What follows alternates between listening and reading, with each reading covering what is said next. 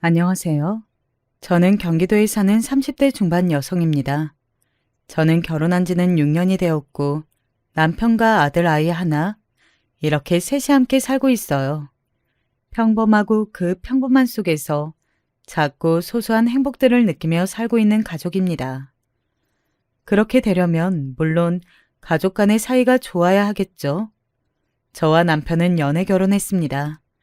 남편이 저를 참 많이 좋아했어요. 그래서 아직도 이렇게 사이가 좋은 거고 말입니다. 그리고 지금까지 한 번도 장난으로라도 이혼을 하자는 등 같이 못 살겠다는 등 그런 이야기를 해본 적이 없어요. 얼마나 사이가 좋은지 아시겠죠? 이렇게 좋은 사이가 유지가 되려면 한 사람의 노력만으로 되는 문제는 아닙니다. 둘 다 노력을 굉장히 많이 해야 하긴 해요. 물론 남편도 큰 노력을 하겠지만 오늘 저는 제가 그동안 얼마나 노력했고 그리고 왜 그런 제 입에서 결국은 남편과 못 살겠다는 이야기가 나올 수밖에 없었는지 이야기하려 합니다. 아마 많은 분들이 제 이야기를 들으면서 함께 분노해 주실 거라고 생각합니다. 그리고 다 들으시면 꼭 제가 어떤 선택을 하는 게 맞는 건지에 대한 본인들의 의견을 남겨주세요. 그러면 지금부터 이야기를 시작해 보겠습니다. 저와 남편의 집안은 두 집안 다 비슷합니다. 재산이나 집안, 형제들의 학벌, 이런 것들이 그다지 크게 차이가 나지 않아요. 굳이 따지자면 남편 쪽이 조금 더 괜찮긴 합니다. 그런데 그것도 굳이 따졌을 때의 이야기지, 제가 생각하기에는 그게 크게 누군가가 아깝다고 생각할 정도는 아니긴 해요.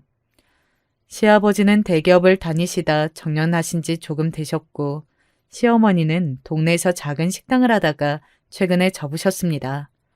뭐 장사가 안 돼서 접고 그랬다기보다는 이제 나이도 들었고 당장 먹고 살 돈이 없는 것도 아니니 그만두신 거예요. 그리고 저희 아빠도 대기업에서 정년을 하셨습니다. 엄마는 전업주부셨고요. 원래는 은행에서 일을 하셨다고 들었는데 저와 제 여동생이 태어나고 아이들이 엄마를 찾아 매일 아침에 우는 게 너무 마음이 아파서 그만두셨다고 들었어요. 남편은 서울에 꽤 괜찮은 학교를 나와 지금 대기업은 아니지만 그래도 이름만 들으면 다 알 법한 공기업에서 안정적으로 일을 하고 있고요. 저도 꽤 괜찮은 학교를 나와서 원래는 나름대로 괜찮은 회사를 다니고 있었는데 아이를 낳고 키우면서 회사를 다니기가 여간 어려운 게 아니더라고요. 그래서 현재는 그만둔 상태입니다. 그래도 언젠가는 다시 복직하고 싶은 마음이 있어요. 여건만 조금 좋아져서 여유가 생기면 다시 일을 시작해 볼 마음도 있고 말이죠. 제 여동생은 대학병원 간호사로 일을 하고 있고 남편의 여동생, 그러니까 제 시누이는 학교 선생님입니다. 임용을 패스한 공무원은 아니고 사립고등학교에서 정규직 교사로 채용되어 일을 하고 있는 거긴 하지만 말이죠. 이렇게 보면 어느 한쪽이 크게 기운다거나 하지 않잖아요. 실제로 양쪽 집에서 부모님들이 가진 재산도 제가 알기로는 크게 차이가 나지 않는 비슷비슷한 수준이거든요. 결혼할 때도 남편이 더 많이 돈을 쓰거나 하지 않았습니다. 전세 자금도 거의 반반씩 냈고 가구나 인테리어적인 부분도 다 거의 반씩 지출을 했어요. 뭐 일부러 맞춰서 그렇게 한 건 아니지만 그래도 서로 사정이 비슷하다 보니 자연스럽게 그렇게 되었습니다. 제가 이 이야기를 이렇게 길게 하는 이유는 제가 모자라다는 이유로 시댁에서 차별받을 이유가 전혀 없다는 것을 미리 설명하기 위함이에요. 이렇게 이야기하면 아시겠죠? 저는 시댁에서 모자란다는 소리를 참 많이 들으며 지내왔습니다. 물론 처음부터 그랬던 건 아니었어요. 처음에는 속마음은 어땠을지 모르겠지만 겉으로는 그다지 티를 내지는 않았습니다. 하지만 제가 회사를 그만두고 집에서 살림만 하기 시작하면서부터 조금씩 달라지기 시작했던 것 같아요. 주말에 집에 와서 나랑 같이 음식 좀 해줄 수 있겠니? 무슨 일 있으세요? 집에 손님들이 온다는데 혼자 하기 조금 벅찬 것 같아서 그래. 네, 그러면 제가 가서 도와드릴게요. 아, 그래, 고맙다. 그게 시작이었던 것 같아요. 처음에는 그렇게 집에 손님이 올 때, 혹은 대청소를 해야 할 때 저를 불러다 일을 시키셨습니다. 저는 어차피 집에서 살림만 하는 중이었고 그런 특수한 일이 있는 경우에는 어른 혼자 일을 하기 힘드니 가까운 곳에 사는 며느리가 모른 척을 하기도 조금 그렇다고 해서 도와드렸었거든요. 시어머니도 처음에는 물론 저에게 고맙다고 꼭 이야기하거나 돈을 주시기도 했습니다. 이거 용돈으로 써라. 오늘 고맙다. 아니, 이런 거 안 주셔도 되는데. 그래도 네 일도 아닌 걸 와서 도와줬는데 이 정도 보상은 있어야지 않겠니? 그런 거 바라고 한 일도 아닌데요. 내가 주는 게 마음이 편할 것 같아서 그래. 어여 받아. 이런 식으로 말이죠. 그래서 저는 시어머니가 종종 불러내서 일을 시켜도 그게 시집살이라는 생각을 단 한 번도 해본 적이 없습니다. 혹시 힘들면 말해. 내가 어머니께 잘 말씀드려볼게. 아니, 괜찮아. 진짜 안 힘들어. 가끔이기도 하고 또 어머님이 용돈도 주시고. 내가 정말 결혼 안 하는 기똥차게 했단 말이지. 앞으로도 그 마음 쭉 유지하면서 살아. 남편과도 이렇게 이야기를 나누었던 것 같네요. 하지만 그런 제 생각이나 마음이 무색해지게 된 건 얼마 지나지 않아서였습니다. 시어머니가 일을 시키는 강도가 조금 더 잦아졌고 처음에 비해 고맙다거나 보상을 해주는 일도 줄어들었거든요. 물론 그걸 바라고 도와드린 건 아니었지만 그래도 사람 마음이라는 게 또 그렇지만은 않잖아요.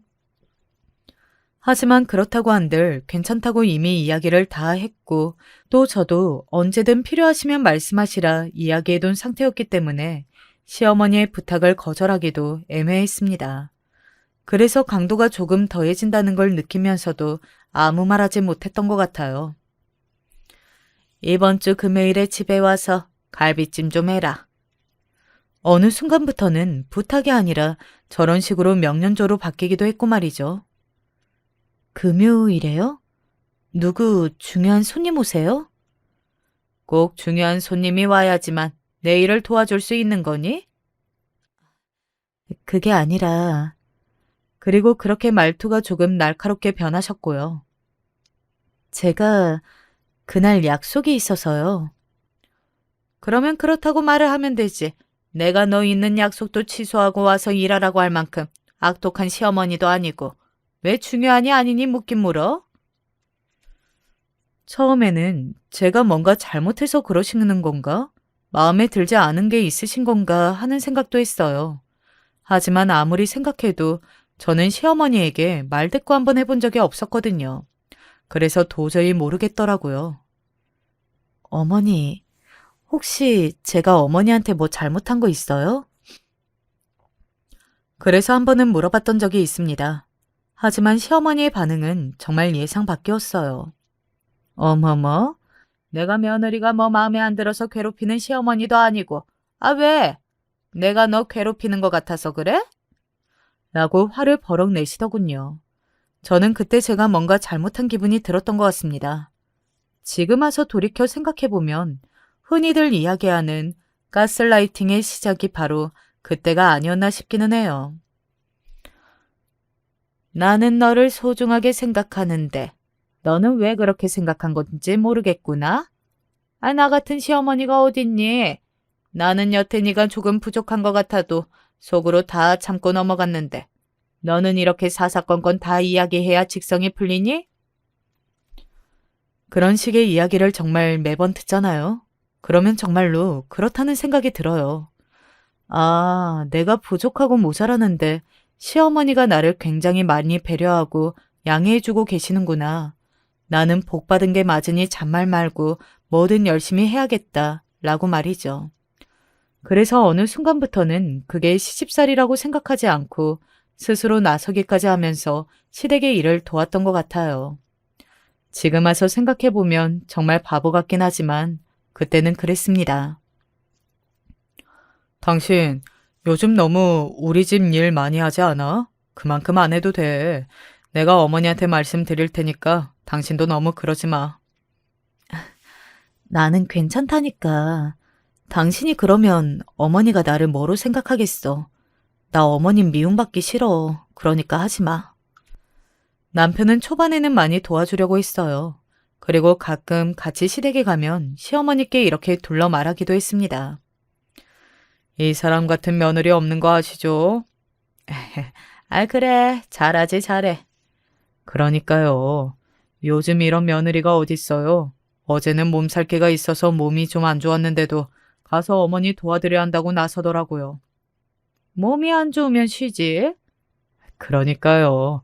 쉬라는데 참. 남편이 그렇게 둘러 이야기하고 나면 그 뒤에 저에게 불호령이 떨어졌습니다. 아, 왜? 네가 집안일 하기 싫다고 했니? 아니에요, 어머니. 아니면 진짜 아픈데 일을 하겠다고 나선 거야? 나를 왜 그렇게 인정머리 없는 시어머니로 만들어서 아들한테 그런 소리를 듣게 해? 아프면 집에서 쉬어. 내가 너 억지로 나오라고 했어? 죄송합니다. 이런 식으로 말이죠. 뭐 이것만 봐도 어떻게 참고 살았냐 하시겠지만 사실 저는 다 괜찮았어요. 제가 정말 참을 수 없었던 건 그게 아니었습니다. 바로 시누이였어요. 왜 때리는 시어머니보다 말리는 시누이가 더 얄밉다는 말이 있잖아요. 저희 시누이가 딱 그랬습니다. 언니, 일부러 불쌍한 척하는 거 아니에요? 제가요?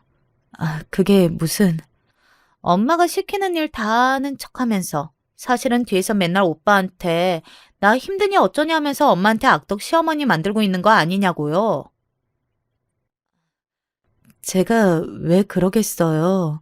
아니에요. 아닌지 맞는지 알게 뭐야. 직접적으로 욕을 하거나 저를 괴롭히거나 하는 말을 하지는 않았지만 늘 저런 식으로 말을 비꼬면서 제가 시어머니에게 더 혼날 상황을 만들었다고 해야 할까요? 아무튼 그랬습니다. 그래서 시누이가 그런 식으로 한번 거들고 나면 시어머니의 역정은 더 심해졌고 말이죠. 저는 아무리 생각해도 그 이유를 모르겠더라고요. 처음에는 이렇지 않았는데 시어머니고 시누이고 왜 이렇게 변한 건지 아니면 원래 이런 사람들이었는데 그동안은 제가 몰랐던 건지 말입니다. 하지만 얼마 지나지 않아 그 이유를 알게 되었어요. 민주가 아직도 오빠 좋아한다니까 그러네. 확실해? 민주가 그런 거 맞아? 걔가 확실하게 이야기하지는 않았는데 눈치가 딱 그래. 매번 오빠는 잘 지내냐, 결혼한 분이랑은 잘 사냐, 그런다니까? 아이고, 정말 아까워 죽겠네. 아, 민주 같은 애를 두고 왜 저런 걸 데리고 와서는. 우연히 들은 이야기였어요. 민주라는 분은 저도 아는 분이긴 했습니다. 오랜 시간 남편을 좋아해 쫓아다니던 시누이의 친구였어요. 집안이 굉장히 부자라는 것, 그리고 남편이 늘 거절했다는 것, 그거 두 가지는 저도 들었던 적이 있던 이야기였거든요. 시누이와 시어머니가 나누는 이야기를 들어보니 그 여자분은 저와 남편이 결혼하기 얼마 전 선을 봐 결혼했고 얼마 지나지 않아 저와 남편이 결혼한 거였더라고요. 그리고 최근에 이혼한 거였습니다.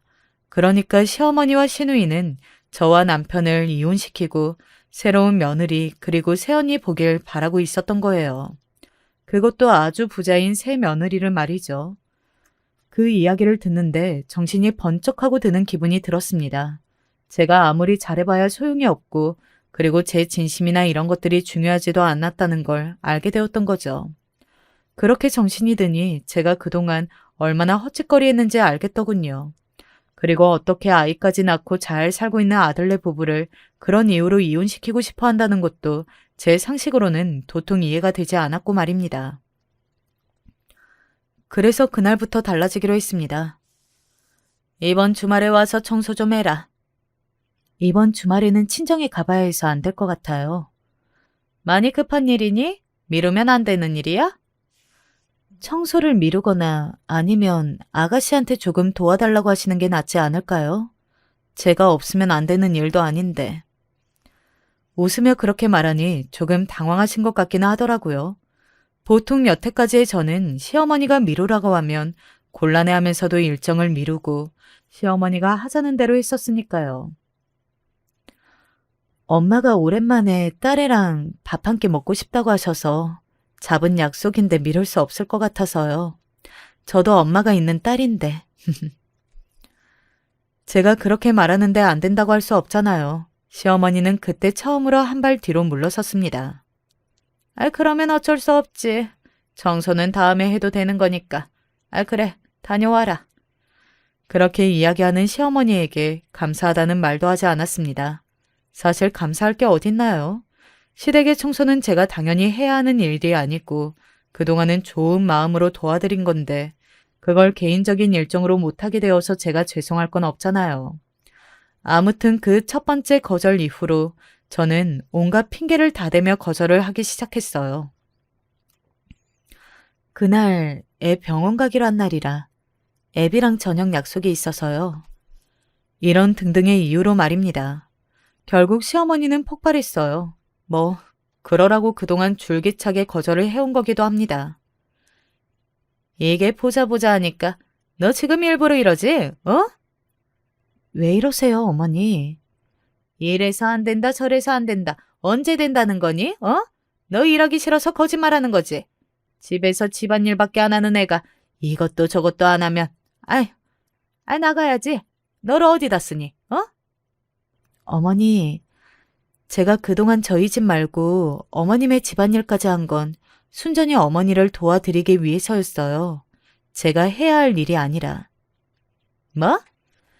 제가 다른 이유로 시댁의 밥이나 청소를 못하는 건 이렇게 혼날 일도 어머님이 화를 낼 일도 아니라는 거예요. 어머니께 도리를 다하게 하겠지만 그거에 제가 이 집의 식모처럼 모든 일을 다하는 건 포함되어 있지 않습니다. 그러니 저는 제 사정이 있으면 거절할 수 있고요. 시어머니는 기가 찬 듯 보였지만 달리 반박을 하지는 못했습니다. 당연하죠. 제가 하는 말에 틀린 말이 하나도 없었으니까요. 시댁의 살림은 시어머니의 살림이지 제 살림이 아니잖아요. 시어머니는 답답한지 가슴만 퍽퍽 치고는 아무 말도 하지 못했어요. 그리고 그날 이후로 저는 그냥 시댁의 관심을 끄기로 했습니다. 표정이 안 좋네? 무슨 일 있어? 아니, 없어. 남편에게는 말하지 않았어요. 당시에는 남편이 아는 게 별로 좋지 않다고 생각했던 것 같습니다.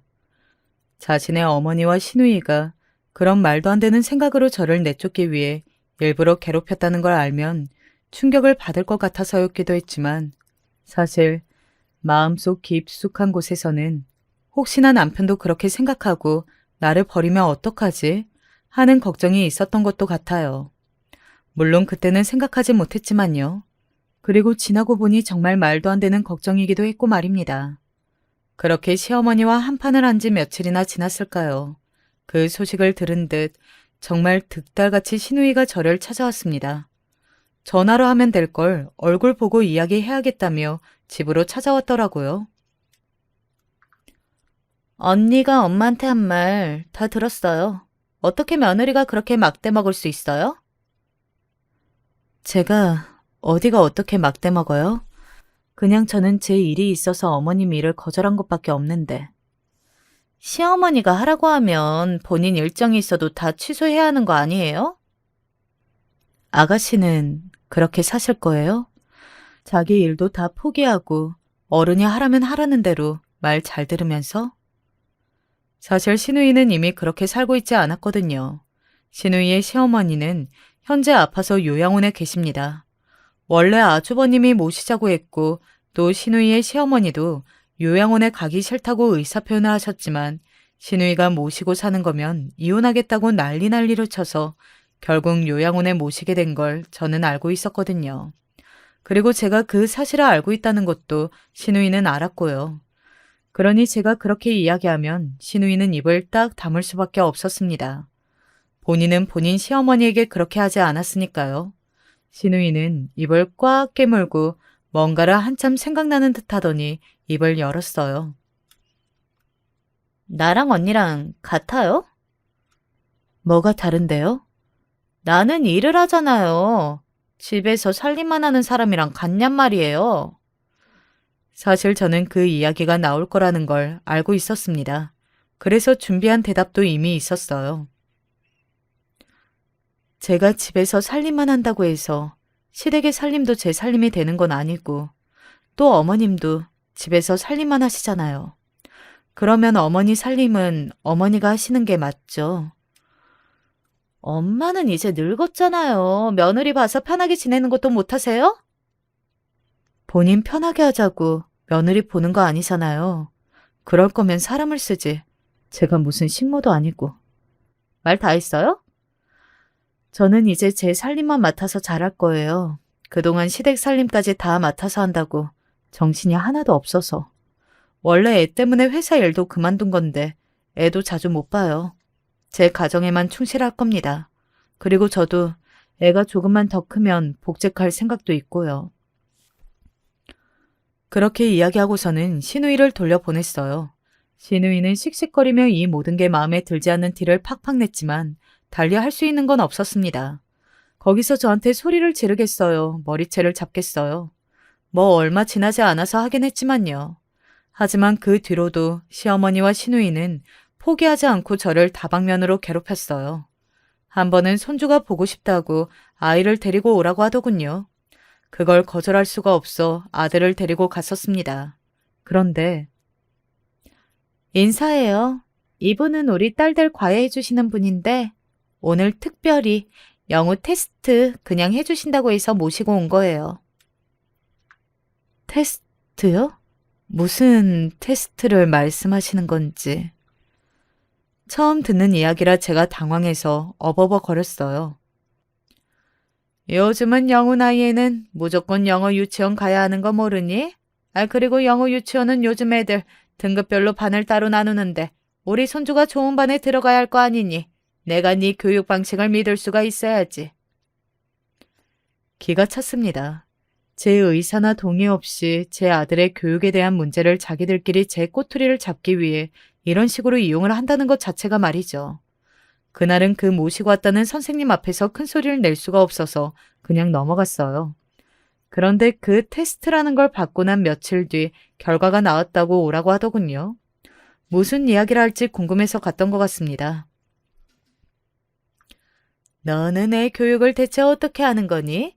테스트 결과 뭐 아무것도 할 줄 아는 게 없어서 뭐라 말을 할 수가 없다고 하더구나. 아니 집에서 살림만 하는 애가 그리고 애 제대로 키우겠다고 회사까지 때려치운 애가 대체 애를 제대로 키우고 있는 거긴 한 거야? 제가 아이를 제대로 키우겠다고 한 건 공부를 잘하는 아이로 키우겠다고 한 게 아니라 바르고 건강한 아이로 키우고 싶다는 의미였어요. 그리고 저랑 애비는 너무 어릴 때부터 공부시키지 말자고 이미 결론을 냈습니다. 저희 부부의 교육 방식이니까 어머니도 아가씨도 이 부분은 터치하지 말아주셨으면 좋겠어요. 오빠는 그냥 언니가 그러자니까 그런 거겠죠. 그 말을 어떻게 믿어요? 그리고 자식이 공부 잘하는 걸 싫어하는 부모가 세상에 어딨다고? 책임감이 없어도 정도가 있지. 내가 봤을 때 너는 엄마로서 자격 상실이야. 어떻게 그런 이야기를 할 수가 있니? 그 말에 화가 정말 많이 났던 것 같아요. 제 배 아파 낳은 제 자식입니다. 제가 세상에서 그 누구보다 제일 우리 아들을 아끼고 사랑하고요. 그러니까 두 분에게서 그런 말 들을 이유 없습니다. 자꾸 이런 식으로 선 넘으시면 저도 더는 안 참고 애비한테 다 말하는 수밖에 없으니까 그만하세요. 정말 마지막 경고였습니다. 이런 식으로 한 번만 더 선을 넘으면 정말 스트레스로 머리가 터질 수도 있을 것 같았어요. 그래서 제 딴에는 연을 끊을 각오까지 하고 한 말이었습니다. 물론 그들은 그 정도로 심각하게 받아들이지 않은 듯 했지만요. 그러니 그 뒤에 그런 사건이 터진 거겠죠. 이제 제가 이혼 이야기까지 하게 된 그 사건에 대해 이야기를 해야겠네요. 때는 시어머니의 생신이었습니다. 물론 그간의 일로 시어머니와 시누이와 사이는 좋지 않았지만 그래도 며느리 된 도리로 시어머니의 생신까지 모른 척할 수는 없었어요. 그리고 시어머니는 생신을 매번 집에서 하셨거든요. 본인이 식당을 하셔서 밖에서 사 먹는 음식이 싫으시다고 하시면서 말이죠. 별다르게 먹고 싶은 것도 없으니 그냥 네가 알아서 가족들 먹을 정도만 차리면 된다. 라고 하시더군요. 솔직히 조금 놀라긴 했습니다. 저는 각오하고 간 거였거든요. 그간 제가 마음에 안 드는 일을 산더미처럼 많이 쌓아놨으니 이번 기회로 저에게 본때를 보여주고 싶으실 거다. 일을 엄청나게 많이 시키실 거다. 그렇게 생각했었습니다. 그런데 그렇게 이야기를 하신 겁니다. 그래서 굉장히 의외였어요. 물론 그 뒤에 숨겨진 어마어마한 계획이 있다는 건 그때는 예상하지 못했고 말이죠. 그래도 좋아하시는 것들은 해야겠지, 라고 생각했어요. 원래 시어머니 생신상에 늘 있던 갈비찜이나 좋아하시는 가오리찜, 그리고 미역국, 잡채 등등을 했습니다. 이것만 해도 가짓수가 많기는 했지만 그래도 작년보다 조금 부족한 것 같기는 해서 남편에게 전화해 회를 사오라고 했어요. 시어머니도 시누이도 해산물을 좋아했거든요. 그렇게 요리가 하나둘 완성이 되었고 거실에 큰 상을 펼쳤습니다. 아이고, 맛있는 냄새가 나네. 친구가 많고 나가서 사람 만나기를 좋아하시는 시아버지는 굉장히 오랜만에 뵙는 기분이 들었어요. 그래서 반가운 마음에 웃으며 인사를 하고 상을 차리기 시작했습니다. 갈비찜, 가오리찜, 미역국 잡채를 놓고 집에서 싸온 오이 소박이를 놓고 나니 작년보다 비어 보이긴 했지만 그래도 식구들이 다 먹고도 남을 만큼이긴 했어요. 게다가 남편이 회를 사오고 있었고 말이죠. 이 정도면 됐겠죠? 아이고, 그럼 우리 해봐야 6명 아니냐? 이것도 다 못 먹는다, 못 먹어. 시아버지의 그 말에 속으로 내심 안심을 하며 남편을 기다렸습니다. 시어머니는 안방에서 나오지 않으셨고요. 지금 와서 생각해보니 그것도 일부러 그러신 것 같네요. 저 왔어요. 박서방은 오늘 야근이라 늦는데요. 못 올 수도 있다고 죄송하다고 전해달라고 했어요. 네 엄마 선물만 두둑히 주면 되는 거 아니냐?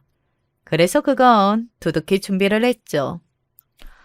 라고 말하며 시누이가 봉투를 들어 보이더군요.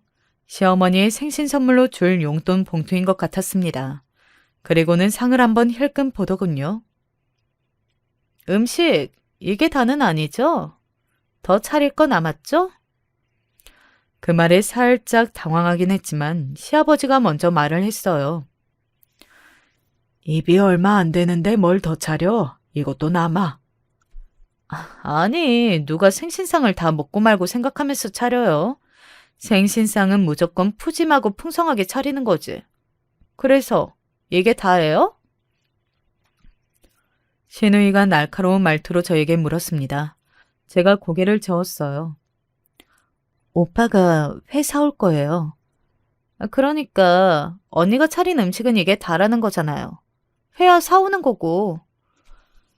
작년에 비해 가짓수가 2개 정도 적긴 했지만 갈비찜에 가오리찜, 미역국, 잡채면 제가 적게 요리를 한 건 아니었거든요.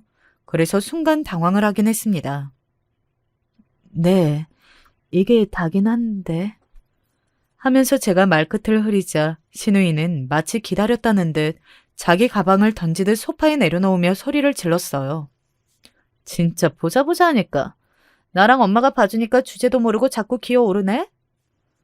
제가 그 말에 벙쳤어요. 갑자기 급발진해 오더라고요. 놀란 건 저뿐만이 아니었습니다. 얘가 갑자기 왜 이래? 이게 어떻게 이렇게 화낼 일이야? 아버지는 모르면 가만히 계세요. 제가 지금 이거 한 번뿐으로 이러는 거겠어요? 그간 저 여자가 우리 엄마를 얼마나 무시했는데.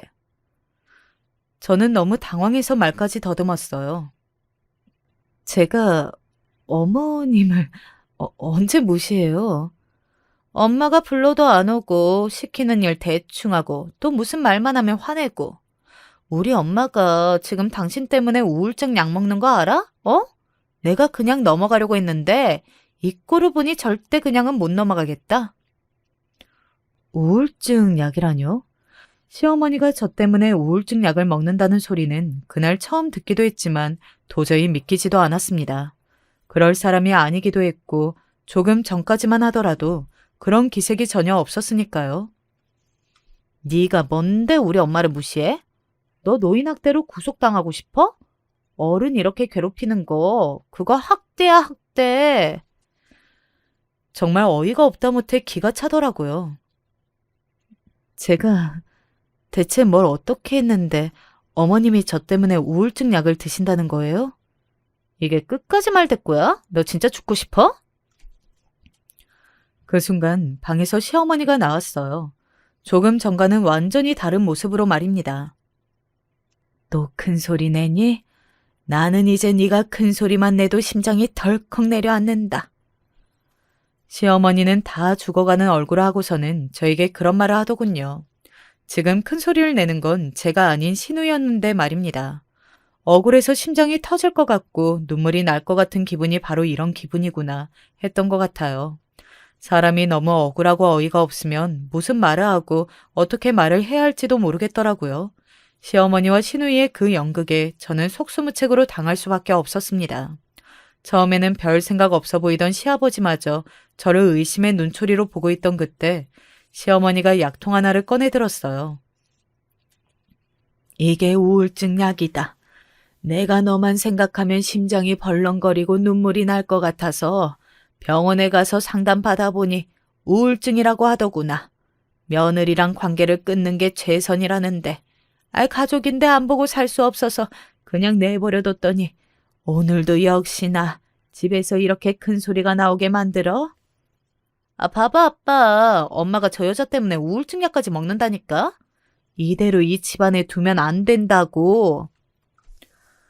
둘이 짝짝꿍을 맞춰 그렇게 이야기하는 걸 보고 있자니 기가 차고 화가 나고 이게 무슨 일인가 싶고 온갖 감정이 다 들었지만 저도 저를 변호해야겠다는 생각에 다물고 있던 입을 열었습니다. 제가 언제 어머님을 괴롭혔다고 이러세요? 시도 때도 없이 불러서 집안일을 시킨 것도 어머니고 그리고 애 교육 문제로 저랑 상의도 없이 애 테스트 시키고 그걸로 엄마 자격이 있네 없네 하신 것도 어머니잖아요. 우울증이 걸릴 거면 제가 걸려야지 어머니가 왜... 하는데 그대로 번쩍하는 느낌과 함께 제 고개가 돌아가는 게 느껴졌습니다. 이게 진짜? 정신 못 차리지? 바로 시누이가 제 뺨을 후려친 겁니다. 입안으로 피맛이 느껴지는 듯도 했어요. 그만큼 시누이는 저를 세게 내리쳤습니다. 그래도 사람을 때리면 어떡하니? 저런 년은 맞아야 정신을 차린다니까요. 그런 막말을 듣기도 했고 태어나서 처음 맞은 뺨이었거든요. 왜 사람은 생각보다 살아가면서 뺨을 맞을 일이 생기지는 않잖아요. 그래서 그 엄청난 충격에 눈물만 뚝뚝 흘리고 있을 때였습니다. 이게 다 무슨 일이에요? 양손에 회와 술을 잔뜩 사온 남편이 현관에 우뚝 선 채로 이쪽을 향해 말을 했습니다. 시누이는 그런 자신의 오빠이자 제 남편인 사람에게 찰싹 달라붙어 저를 비난하기 시작했어요. 오빠, 저런 여자 계속 데리고 살 거야? 엄마가 저 여자 때문에 우울증 약도 먹는다고 엄마한테 막말하고 소리 지르고 애 교육도 제대로 못 시키는 저런 여자랑 계속 살 거냐고요. 그런 이야기를 하는 시누이를 보고 있으니 알겠더군요. 시누이와 어머니의 이 연극의 끝은 결국 저의 이혼이었다는 사실을 말입니다. 저와 제 남편을 이혼시키고 그 친구인지 뭔지 아는 여자를 새 며느리로 드리고 싶다고 이야기를 나누던 두 사람의 모습이 머릿속을 빠르게 스쳐 지나갔습니다. 그리고 그렇게까지 하는 두 사람의 모습을 보고 있자니 맥이 풀리고 기운이 빠졌어요. 도저히 상대할 힘도 또 상대하고 싶지도 않은 마음이 들었습니다. 억울하고 그런 걸 떠나 그냥 저 사람들과 저도 도저히 같은 가족으로는 살 수 없겠다는 생각이 들었어요. 아무리 며느리가 싫고 새언니가 마음에 들지 않는다고 해도 저렇게 연극까지 해가면서 억울한 누명까지 씌어가며 이런 짓을 하는 사람이 세상 천지에 또 있을까요? 저는 없을 거라고 생각합니다. 그냥 이혼할게요. 제 입에서 먼저 그런 말이 나오자 시누이는 조금 놀란 듯 보였습니다. 제가 악을 쓰고 더 달려들 걸로 생각했던 모양이었겠죠. 하지만 곧 실룩거리며 웃음을 참기 시작했어요. 계획대로 됐다고 생각하고 있는 게 분명했습니다. 그 모습이 정말이지 꼴보기 싫었지만 그녀와 한 가족으로 지내는 게 더 싫었어요. 봐봐. 본인도 인정하니까 순순히 이혼하겠다고 하는 거잖아. 오빠도 이제 그만 정신 차리고 얼른 저 여자랑 이혼해. 라는 시누이의 말이 끝나기가 무섭게 짝 하고 아까 들렸던 것 같은 소리가 다시 한번 그 공간에 울려 퍼졌어요. 하지만 이번에는 저는 아니었습니다. 오빠, 이게 무슨... 시누이가 자신을 때린 자신의 오빠를 놀란 얼굴로 바라보며 맞은 뺨을 감싸지고 있었어요. 꽤 많이 놀란 듯 손은 덜덜 떨리는 게 보였고 눈에는 눈물이 맺혀 있었습니다. 아마 신우이도 뺨은 처음 맞아본 거겠죠. 제 심정을 조금이라도 알았을까요? 내가 아무 말도 안 하고 가만히 있으니까 아무것도 모르는 줄 알아? 남편이 조용하고 낮은 목소리로 그렇게 말했습니다.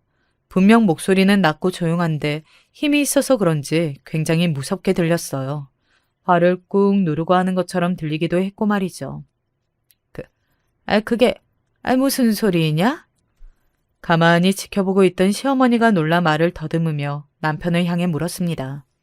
남편은 그런 자신의 어머니를 향해 시선을 돌렸어요. 애랑 어머니가 저 사람한테 그동안 어떻게 했는지 제가 몰라서 가만히 있는 줄 아세요?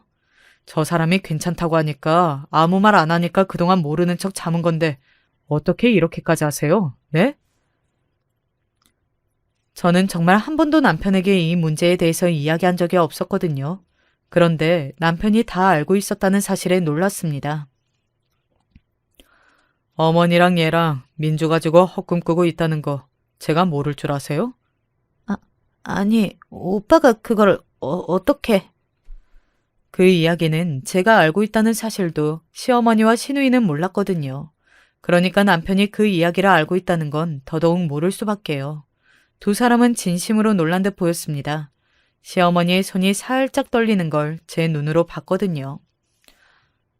그게 무슨 말이냐? 여기서 갑자기 민주 이야기가 왜 나와?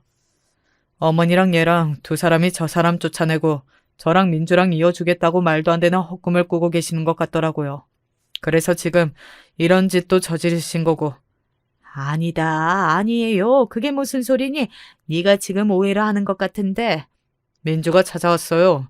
나보고 이혼하는 게 맞냐고. 오빠랑 다시 잘해보라고 하는데 자기는 이제 나 안 좋아하는데 부담스럽다고. 알고 봤더니 그 민주라는 분이 이제는 남편을 좋아하지도 않고 그저 안부를 물었을 뿐인데 시어머니와 시누이가 김칫국을 권하게 마시고 저를 내쫓을 생각을 하고 있었던 것 같더라고요. 저는 이렇게까지 나오길래 이야기가 다 됐다고 나만 빠지면 되는 그림이라고 생각했는데 그것도 아니었습니다. 정말 어이가 없어서 헛웃음이 나오더군요. 그리고 그거 말고도 그간 이 사람 시도 때도 없이 불러내서 청소시키고 빨래시키고 음식하게 하고 우리 아들이 오죽했으면 엄마 어딨냐는 말에 생각도 안 하고 할머니 집이라는 말을 할까요? 그러면서 뭐라고요? 이 사람이 말을 안 들어서 어머니가 우울증에 걸렸다고요? 시어머니는 그제야 모든 것이 끝났다는 걸, 자신들의 계획이 다 틀어졌다는 걸, 그리고 돌이킬 수 없다는 걸 알게 된 것 같았습니다. 정말 곧바로 무릎을 꿇었거든요. 미안하다, 아가. 너한테도 미안하다. 내가 잠시 돌았었나 봐. 그러면 안 되는 건데. 내가 저거 꼬임에 넘어가서. 시어머니는 그렇게 이야기하며 이번에는 자신의 딸 탓을 하더군요. 솔직히 보통은 그런 상황이라도 모든 것이 내 탓이요 하는 게 보통 한국의 어머니들이잖아요. 그 와중에도 딸 탓을 하는 시어머니를 보고 정말 대단하다고 생각했던 것 같습니다. 엄마 지금 내 탓하는 거야? 엄마가 먼저 새언니 내쫓고 싶다고 어떻게 하면 좋을지 생각해보라고 했잖아. 그 전에 네가 민주가 아직 네 오빠한테 마음이 있는 것 같다면서 새언니 내쫓을 수 있으면 좋을 텐데 하고 나한테 바람 넣은 게 먼저잖아. 그 전에 엄마가 새언니 마음에 안 든다고 맨날 나한테 징징거린 게 먼저지. 이게 엄마한테 어디 말대꾸야? 엄마는 엄마 맞아? 인제 와서 왜 딸 탓을 해? 그 장면은 정말 죽을 때까지 잊히지 않을 것 같아요. 서로의 탓을 하면서 자신은 잘못이 없다고 소리를 질러대던 딸과 어머니의 그 장면은 정말이지 장관이고 가관이었습니다. 그 모습을 가만 보고 있던 시아버지가 처참한 얼굴로 소리를 버럭 질렀어요. 그만! 저는 시아버지가 그렇게 소리를 크게 지를 수 있는 사람이라는 걸 그날 처음 알았습니다. 늘 허허실실 거리시면서 사람 만나러 밖에 나다니기만 하시는 분이신 줄 알았더니만 화도 내실 수 있는 분이셨더라고요. 뭐 그런 일에 화를 안 내기가 더 힘들었겠지만요. 지금 이게 무슨 짓들이야? 부끄럽지도 않아? 여보, 그게 아니고. 아빠. 둘 다 당장 나가. 내 집에서 나가. 꼴도 보기 싫으니까. 시아버지는 그렇게 안방 안으로 들어간 문을 잠그셨습니다. 시어머니가 그 앞에서 문을 두드리며 시아버지를 애타게 불렀지만 아무 대꾸도 없으셨어요. 그리고 신우이는 그 틈을 타 도망을 가려 했습니다. 어딜 내빼려고 해? 남편이 그런 신우이를 잡았어요. 당장 제대로 사과해. 너 지금 이거 제대로 사과 안 하면 오늘 있었던 일 그대로 너네 남편한테 가서 다 이야기할 거니까. 남편의 그 소리에 신우이는 두 번 생각도 하지 않고 그 자리에서 바로 무릎을 꿇었습니다. 신우이의 그런 모습에 처음 보는 거라 놀랐어요. 언니, 정말 죄송해요. 제가 정말 잠시 정신이 나가서 아니 그냥 다 죄송합니다. 사람이 사람한테 그러면 안 되는 건데 욕심에 눈이 멀어서 엄마랑 매일 그런 이야기만 하다 보니까 저도 모르게 그래도 되는 줄 알았던 모양이에요. 한 번만 용서해 주시면 다시는 이런 일 없게 할게요. 그리고 언니한테도 잘할게요. 하라는 건 다 할게요. 앞에 나타나지 말라면 죽을 때까지 안 나타나요. 그러니까 남편한테만큼은 제발. 그렇게 말하며 손이 발이 되도록 싹싹 빌더군요. 하지만 안 됐다는 생각은 전혀 들지 않았습니다. 그리고 진심으로 반성하고 있다는 생각도 하지 않았어요. 그저 지금은 자신에게 너무 불리한 상황이었고 모든 게 다 까발려졌으니 어쩔 수 없이 사과하는 거라고 생각했습니다. 그리고 아마 그게 맞을 것이고 말이죠.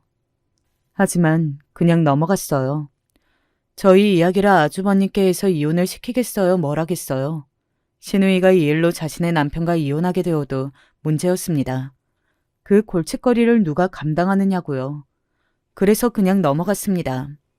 그렇게 신우이를 보내고 안방 문 앞에서 허망하게 앉아있는 시어머니와 아무도 손을 대지 않는 생일상 음식들을 멍하니 보고 있는데 남편이 가만히 제 손을 잡아왔습니다. 그리고는 이렇게 말했어요.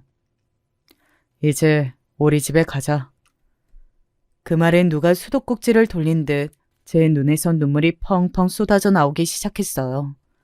우리 집에 가자는 남편의 그 말이 고맙고 안심이 되고 아무튼 여태껏 쌓아온 서름 같은 게 한 번에 다 녹아서 내리는 기분이 들었습니다. 그렇게 한참을 남편 품에 안겨서 엉엉 울었던 것 같아요. 남편은 아무 말 없이 제 등을 가만히 쓸어주기만 했고 말이죠. 집으로 돌아와서도 한참을 울었어요. 그리고 조금 진정이 되었을 때 남편에게 물었습니다. 너무 궁금했거든요. 어떻게 알았어? 그런 제 질문에 남편은 조금 고민하는 것 같더니 이야기하더군요.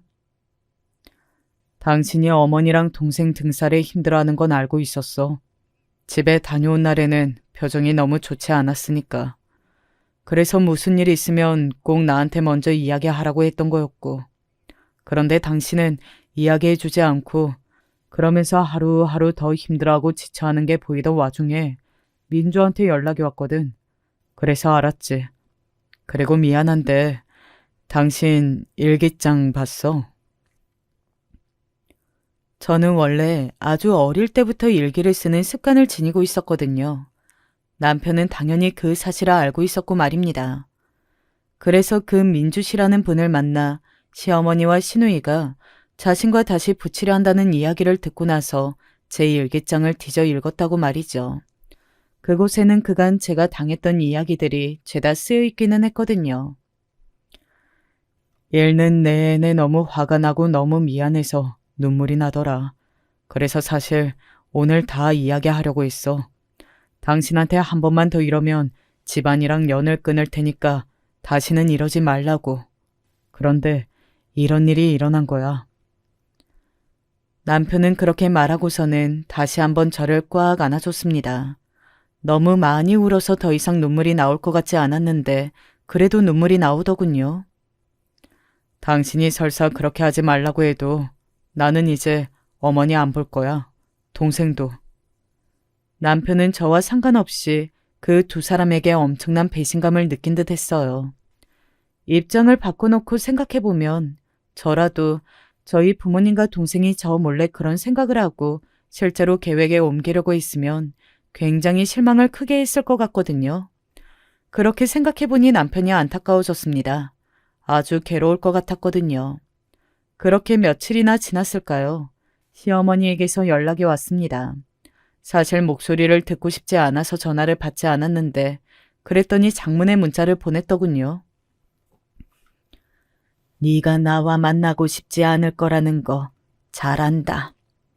그리고 네가 만나주지 않아도 내가 할 말도 없고 며칠 동안 내가 뭘 잘못했는지 너한테 무슨 죄를 저질렀는지 곰곰이 더 생각해봤다. 그 끝에 내린 결론은 그래도 네 얼굴을 보고 반드시 제대로 사과해야겠다는 거야. 그러니 한 번만 만나다오. 용서해주지 않아도 된다. 그냥 내 이야기를 한 번만 들어줘. 이렇게 부탁한다. 사실 고민이 많이 되기는 했습니다. 그날 이후로 트라우마가 생긴 건지 텔레비전 속에서 시어머니의 시자만 나와도 손이 벌벌 떨려왔거든요. 만나면 엄청나게 괴롭고 힘들 거라는 걸 알고 있어서 겁이 났어요. 하지만 그래도 무슨 말을 하는지 들어는 보고 싶었습니다. 그래서 약속을 잡고 그 자리에 나갔어요. 시어머니는 그간 마음고생을 굉장히 심하게 했던 건지 살이 5kg는 빠져 보였고 몰골이 말이 아니었습니다. 당장이라도 픽하고 쓰러질 것만 같은 모습을 하고 있었어요. 물론 그 모습을 보고 단번에 사과를 받아줘야겠다. 뭐 그런 생각을 한 건 아니었지만 말입니다. 그래도 마음이 조금 쓰이긴 했어요. 니네 시아버지가 나 같은 사람이랑은 도저히 못 살겠다고 이혼을 하자더구나. 솔직히 놀라기는 했어요. 물론 그냥 넘어갈 거라고 생각하지는 않았지만 이혼 이야기까지 하실 줄은 예상 못했었거든요. 재산 분할이고 뭐고 원하는 대로 다 해줄 테니까 그냥 나가라고 하는 걸 보면 나한테 정말이지 오만정이 다 떨어진 모양이야. 내가 자초한 일이긴 하지만 시어머니는 그렇게 이야기를 하더니 제 손을 덥석 잡았습니다. 쉽게 용서가 안 될 거라는 것도 알고 용서해 달라고도 안 한다.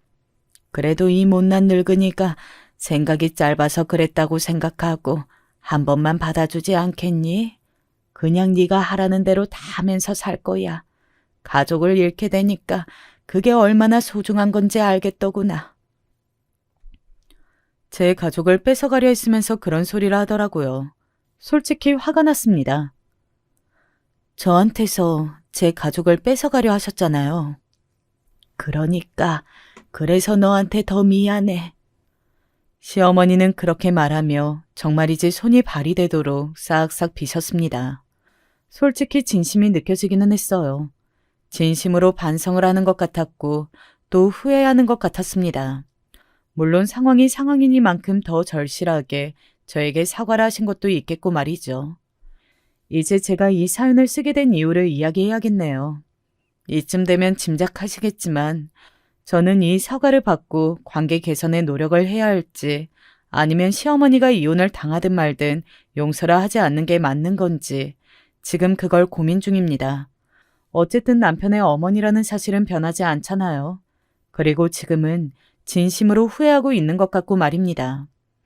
여러분은 어떻게 생각하시나요? 제가 용서를 하는 게 맞을까요? 댓글로 의견 남겨주시면 꼭 다 읽어볼게요. 많이 남겨주세요. 그러면 저는 여러분들의 의견을 기다리며 이제 그만 이야기를 줄여야 할 것 같습니다. 긴 이야기 들어주셔서 감사합니다. 안녕하세요. 여기 사연을 볼 때 가끔 동년배 분들이 보이시는 것 같아서 반가울 때가 있었어요. 제 얘기를 하고 싶어 저도 보내봅니다. 그나마 가족들 중 가장 제 편이 되어주기도 하고 그만큼 많이 싸우기도 하는 딸아이가 제 이야기를 정리해 주었어요. 제가 태어난 1948년은 참 어려웠던 시기 같아요. 태어난 지 채 몇 년 되지도 않아서 6.25가 터지기도 했고요. 확실히 그 당시 나라 참상이 어땠는지 잘 기억이 나는 나이는 아니에요.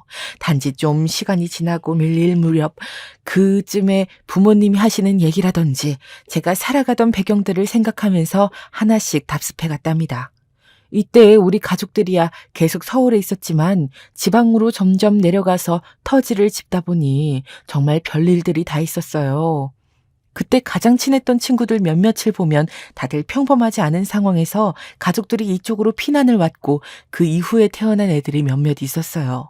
예를 들어 부모님이 북쪽에서 오셨다든지 혹은 광복 직전에 부모님이 한국으로 돌아오셨다든지 이런 경우 말이에요.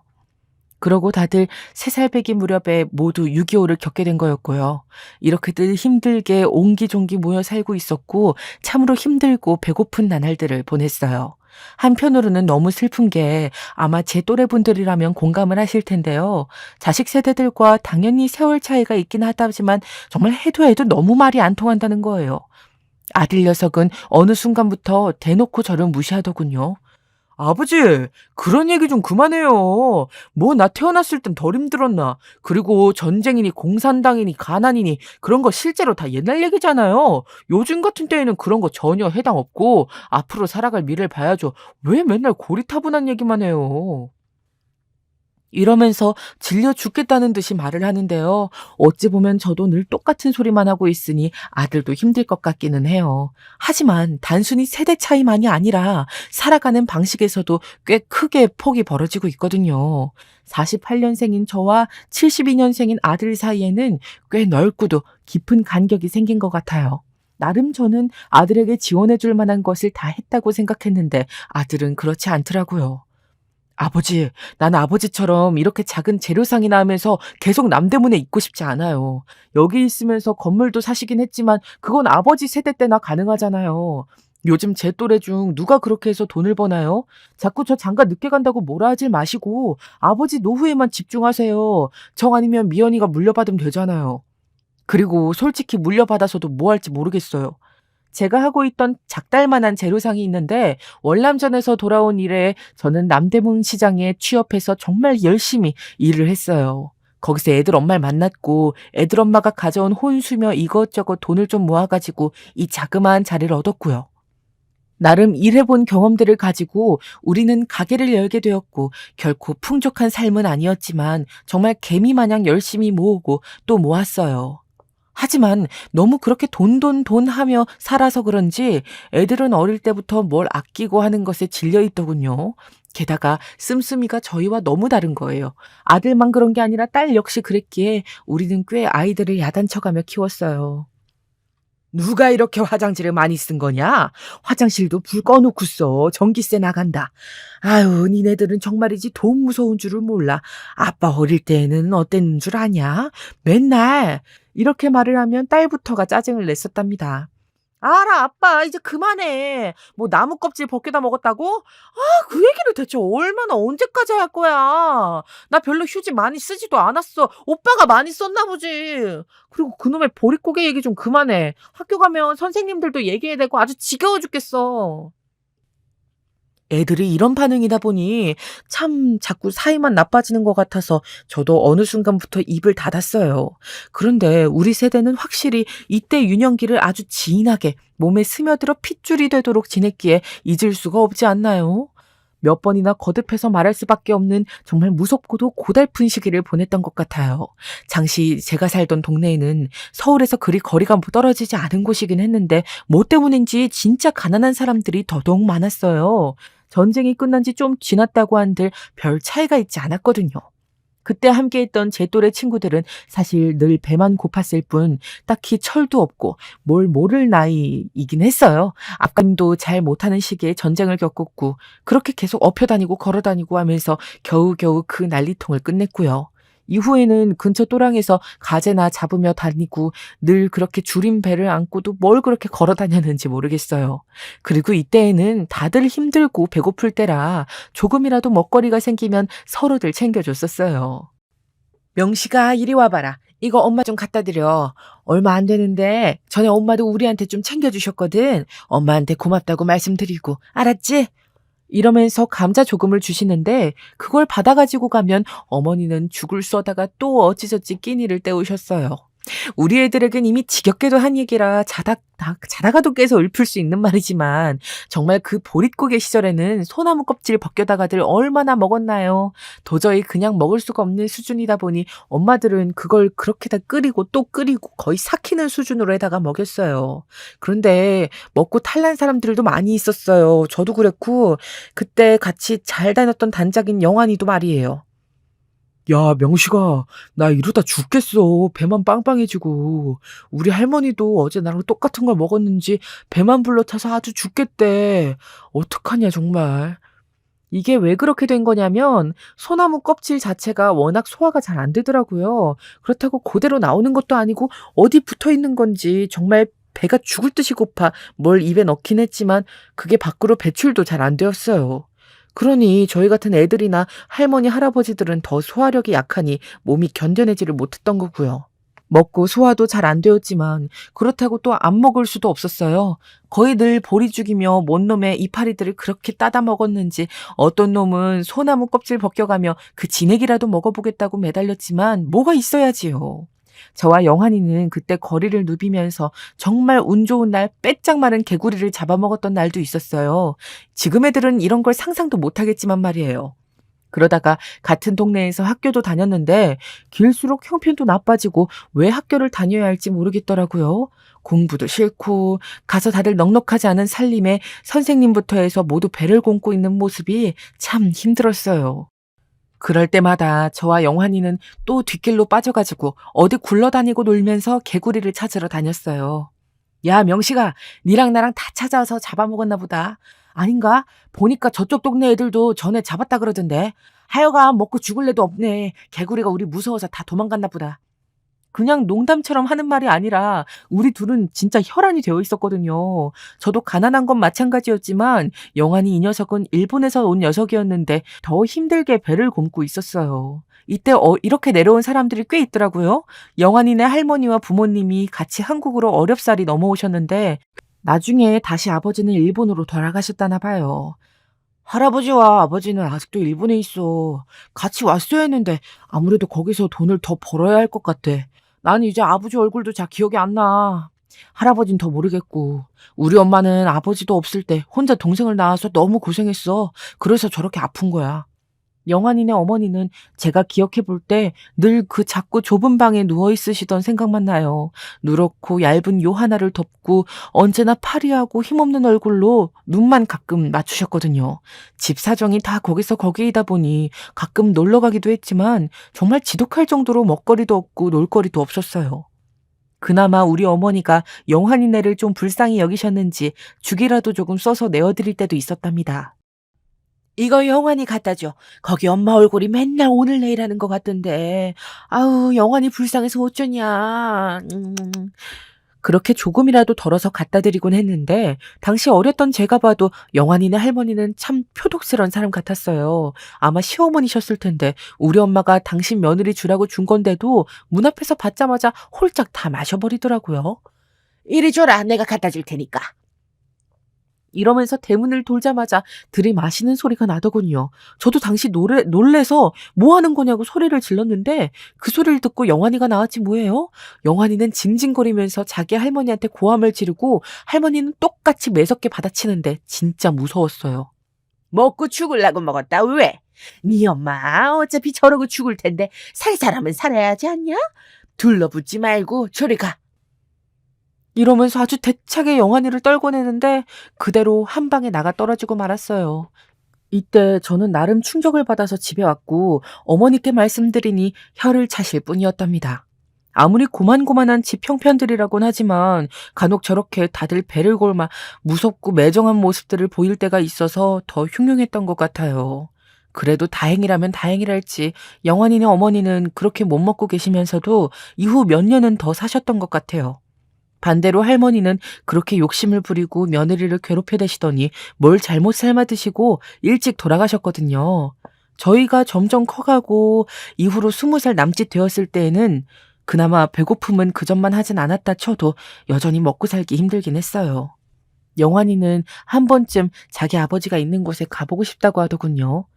전에 할머니가 얘기해 주셨던 건데 할아버지는 일본에서 엄청 고생을 했대. 그래서 아버지도 가서 똑같이 일본 사람들한테 얻어맞고 있을지도 모른다 그랬어. 근데 저는 이때 잘 이해가 되질 않더라고요. 그래서 다시 물어봤어요. 그렇게 힘든데 너네 아버지는 왜 일본에 다시 가신 거야? 집에 안 온 지도 엄청 오래되시지 않았어? 그러자 영환이는 참 답이 없다는 듯 괴로운 얼굴로 말을 하더라고요. 그나마 그래야 먹고 살 돈이 나오니까. 거기서 한국인이랍시고 차별을 당할지언정 여기서 이러고 사는 것보단 나으니까 간 것 같아. 근데 우리는 벌써 아버지를 못 본 지 너무 오래됐고. 이런 얘기가 우리 사이에서 나올 수밖에 없었던 건 제법 장성했다 싶은 우리에겐 꽤 중요한 갈림길이 있었거든요. 학교도 중간에 다니다가 그만두고 여기저기 어른들 따라다니면서 돈 될 거리 주워오기도 하고 도시도 어찌저찌 따라 나가기도 하고 그래봤자 집에 딱히 도움되지도 못했어요. 그렇게 시간만 허송세월하고 있는데 당시 나라에서는 베트남 파병이 이루어지고 있었거든요. 월남전 참전을 두고 한창 고민을 하고 있었는데 저는 제가 장남이기도 하지만 집안 형편을 생각해서라도 나가는 게 맞다고 생각했어요. 그런데 영환이 생각은 다르더라고요. 나는 아버지를 만나야 해. 그래서 못 가겠어. 굶어 죽더라도 한국에 있을 거야. 월남 가서 죽으면 어떡하냐. 너도 그냥 가지 마. 둘이서 그냥 어떻게든 해보자. 살려면 또 방법이 있지 않겠냐. 이렇게 딱히 속 시원하지 않은 이유를 대가면서 끝까지 가지 말라고 하더라고요. 어릴 적 무렵부터 웬만한 것은 거의 뜻을 맞추어가며 살아왔던 우리가 파병 문제로 뜻이 갈리면서 각자의 길을 가게 되었답니다. 당시 저도 무척 비장한 마음을 갖고 있었고 어머니는 보통 반대하신 게 아니에요. 초창기 때 나간 것도 아니고 한참 뒤쯤에 나가게 된 거라 여기저기 비보도 만만치 않게 들려왔거든요. 명식아, 안 가도 된다. 남들 죽으러 간다고 너도 죽으러 갈 거냐? 안 된다. 너 엄마 죽는 거 보고 싶냐? 이처럼 내내 눈물 지으며 반대하시는 어머니를 동생들에게 맡겨두고 저는 눈을 질끈 감고 월남을 다녀왔어요. 낯선 나라에서 낯선 말들을 들으며 생전 처음 경험해보는 곳들을 돌아다니면서 심장이 꿀렁거리고 눈물을 줄줄 흘렸던 때의 기억은 정말 참혹했어요. 당장 제 귀 옆으로 총알이 날아다녔고 그때 봤던 참상은 저에게 어마어마한 기억이 되어서 이후로도 무척 힘든 시간을 보냈거든요. 가끔 월남전 참전한 사람들에 대한 프로그램이 있어서 보면 그걸 볼 때마다 그렇게 가슴이 아리고 심장이 쿵쿵 뛰곤 해요. 물어보면 언제건 어제 일처럼 저는 얘기를 할 수 있어요. 그리고 기왕 돌아왔고 그 후로 시간이 아주 많이 흘렀다고 하지만 한편으로는 어머니나 영환이의 만류처럼 안 가는 게 좋지 않았을까 이런 생각을 해보게 되더군요. 다녀와서 요즘 말로는 그 후유증이랄까 그런 것들이 무척 많았거든요. 내 나라에서 일어나는 전쟁을 직접 겪긴 했지만 그땐 기억이 희끄무레했고 늘 동네 어른들로부터 듣기만 했어요. 하지만 말도 안 통하는 외국에 파병되어서 직접 경험했던 전쟁의 참상이란 이후 몇 년이 지나 결혼을 했을 때에도 악몽에 시달려 몇 번이나 헛소리를 하고 울음을 토하게 만들었어요. 제가 참전가 있던 시간이 그렇게 긴 건 아니었지만 돌아오니 제 환경은 무척 많이 변해 있었어요. 이때 어머니께 소식을 전해 듣고 깜짝 놀랐었고요. 영환이네. 저기 멀리 어디 간다더라. 어디를 가는지도 못 물어봤어. 너 파병 가고 걔도 많이 방황하는 것 같더라. 어디 아가씨 만나서 결혼한다는 소리도 있고 너한테 연락한다곤 했어. 저 역시 영환이를 거의 생각지 못하긴 했지만 막상 돌아와서 떠올려 보니 우리가 각각 서 있는 곳이 많이 달라졌음을 체감하게 되었어요. 그 이후로 한 몇 년 지나서 겨우 연락이 될 때까지 저는 저대로, 영환이는 영환이대로 가정을 꾸려나가느라 정신이 없었던 것 같아요. 저희 큰아들이 태어났던 72년도에 영환이한테 급히 연락이 왔었어요. 어머니가 살고 계신 본가 쪽으로 말이에요. 그래서 저도 어찌어찌 연락이 되어 얼굴을 보게 되었는데요. 너무 오랜만에 봐서 그런지 좀 어색하기도 했지만 뭔가 애틋한 느낌은 여전하더라고요. 명식이 이놈 장가 들고 애도 낳았다면서. 나도야 딸 하나 있고 아들 하나 있다. 요즘 어떻게 먹고 살고 있어? 이렇게 물어오는 영환이야말로 여전히 얼굴색이 좋지 않고 좀 지쳐 보이긴 했어요. 당시 저는 남대문 시장에서 바쁘게 일하고 있었고 가게에 데려가서 미약하게나마 소개도 해주었어요. 신기하다는 듯이 그 좁디 좁은 가게를 둘러보던 영환이는 불현듯 갑자기 이상한 말을 하더군요. 그래. 다 잘 해보자. 열심히 살아보자. 저기, 나 일본으로 간다? 이때 저는 깜짝 놀랐어요. 한편으론 영환이를 떠올릴 때마다 언젠가는 가지 않을까 생각하긴 했었지만요. 아버지께로 가게? 연락은 된 거야? 요즘 보니 일본이나 싱가폴 이런 쪽으로 많이들 일하러 가더라고. 어떻게 살 생각이야? 온통 묻기만 하는 저에게 영환이는 씁쓸하게 웃으며 말을 하더라고요. 제가 봐도 딱히 대책이 없어 보이긴 했어요. 애들도 태어났고 먹고 살려면 별수라도 있어야 하는데 말이야. 아버지와 연락이 닿아서 그쪽으로 가보려고 해. 나도 막막한 게 많다 지금. 확실히 고민이 무척 많아 보이는 얼굴이었어요. 아버지와 할아버지가 있는 일본을 가끔 얘기했지만 영환이 어머니나 할머니가 일본어를 할 줄 알았지 이 녀석은 한 번도 하는 걸 본 적이 없었거든요. 그도 그럴 것이 여기 와서 태어났으니 전혀 관계가 없잖아요. 그럼에도 불구하고 결국은 아버지가 계신 곳으로 간다고 하는데 저는 그저 잘 다녀오길 바란다는 말밖에 해줄 수가 없었어요. 그렇게 어설프게 우리는 작별 인사를 하고 헤어졌고 정말 간만에 만난 고향 친구의 여운을 깊이 느낄 새도 없이 다시 생활 속으로 빠르게 들어갔답니다. 이때 아들을 낳고 난 뒤 아내의 몸이 정말 안 좋았거든요. 결국 보다 못한 어머니가 올라오셔서 도와주시긴 했는데 어머니와 아내가 뜻이 잘 안 맞는 건지 서로 너무 힘들어했어요. 결국 못 견딘 어머니가 말을 하시더군요. 예, 요즘 젊은 애들은 아주 시어머니를 시집살이를 시키는구나. 내가 이 나이 먹고 네 마누라 죽 끓여다가 갖다 바치고 하면서 살아야겠니? 나도 몸 성치 않다. 나 그만 내려가마. 이렇게 말씀하시면서 짐을 챙겨가지고 내려가시고 아내는 당시 뭐가 그렇게 서운했는지 툴툴거리며 마중도 안 하더군요. 이 무렵부터 사회의 흐름이 많이 바뀌었던 것일지 모르겠지만 보통 저는 당연히 어머니를 모시고 사는 게 맞다고 생각했어요. 그런데 혼자 자라온 아내는 그렇게 생각지 않더라고요. 자꾸 저와 마찰이 일어났어요. 이 좁아 터지는 집에서 어머니까지 어떻게 모시고 살라고. 당신도 내가 갖고 온 돈으로 겨우 가게 얻어놓고 양심은 있는 사람이요? 마누라가 이렇게 아파갖고 누워있는데 어머니라도 그럼 일어나셔야지. 아픈 사람이 먼저 아니나고요. 이렇게 싸우다 보니 저도 한계가 왔고 그냥 다 놔두고 그저 돈 버는 일에만 집중했어요. 도매상이며 뭐며 맨날 사람들 쫓아다니면서 일을 배우고 하다 보니 하루하루가 너무 고단하고 지치더군요. 그러다 보니 맨날 시장에서 만나는 그 얼굴이 그 얼굴이고 어느새 그들과 어깨를 나란히 하고 동료이자 친구로서 지내게 되었어요. 비가 오고 눈이 오고 무슨 일이 있어서 늘 나가서 가게를 지키는 게 일상이 되었고 하도 내가 고생을 하고 아내도 힘들게 살다 보니 절대 애들에게는 이런 삶을 물려주고 싶지 않았답니다. 그런데 자라는 동안 저는 애들한테 꽤 많은 걸 해줬다고 생각했는데 이 녀석들은 그렇지 않았던 것 같아요. 그게 참 서운하고 마음 한편이 허전하더군요. 특히 아들놈 말이에요. 아버지, 저 학비도 그렇고 여러 가지로 모자라요. 돈 좀 더 주세요. 예? 이때 군대도 다녀와 놓고 좀 부족하면 자기가 뭐라도 해서 벌었을 생각을 해야지 너무 당연하게 저에게 손을 벌리는 모습이 화가 나더라고요. 지 밑으로 여동생도 있는데 걔도 공부시켜서 대학은 보내야 할 거 아니에요. 하여간 아들은 어디서부터 잘못된 건지 머리가 크던 무렵부터 지금도 저랑 안 맞아서 힘든 사이이긴 해요. 야, 이 녀석아. 머리만 컸으면 다냐? 네 애비는 그 나이 때 도시로 나와서 일하고 쫓아다녔고 월남 가서 얼마나 팍팍하게 죽을 고비를 넘겼는지 아냐? 아유, 어디 당연한 듯 돈 달란 소리를 하고 있어. 이거 그냥 눈 뜨고 코 베어가는 것도 아니고 애지간한 도둑도 너처럼은 안 하겠다. 제가 한창 윽박질러서 야단을 쳐놓으면 또 아내는 뭐가 그렇게 아들이 안쓰러운지 엄청 감싸고 도는 거예요.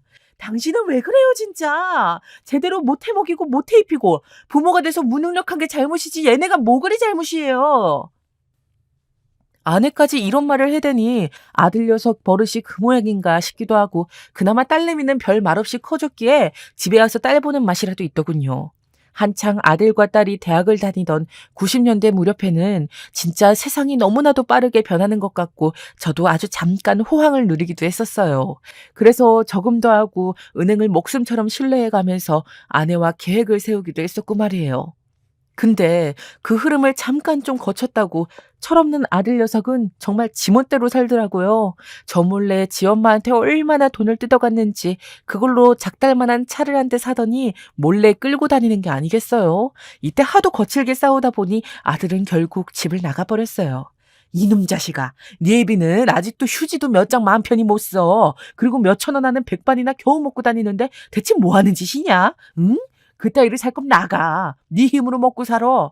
있는 대로 욕을 다 얻어먹고 그 말 같지도 않게 똥폼만 잔뜩 뿌린 차에 옆에 웬 여자애를 태운 상태로 망신을 당한 아들은 그 길로 사라졌어요. 이때 아내가 뭐라고 말을 해도 저는 듣지 않았고 진짜 하나부터 열까지 뭐가 이렇게 맘대로 안 되는지 답답하더군요. 하지만 시간이 지나서 약해 빠진 아들 녀석은 다시 돌아왔고 그래도 제아비 돈이 아쉬웠던지 무릎 꿇고 빌더라고요. 결국 그리 살다가 나중에 장가 갈 때쯤 제때 되어서 나갔고요. 딸아이도 2000년에 시집을 가고 우리 집에는 저와 아내만 남게 되었어요.